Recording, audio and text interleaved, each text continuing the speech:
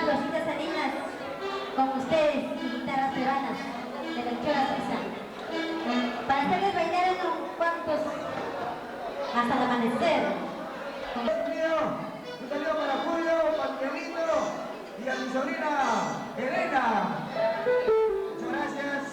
Hoy tenemos la presencia de una amiga y queremos que escuche pues al compadre de estos muchachos que nos vamos a cantar. Ya viene la buena música, no se preocupen. Claro que sí.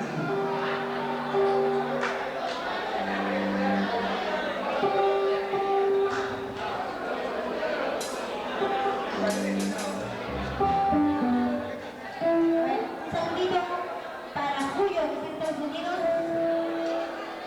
y para Miguelito, y para su esposa Elena, con mucho cariño, de parte de Rosita Salinas y guitarras peruanas. Así es. ¡Vamos para la mañana! ¿Qué pasa con la gente?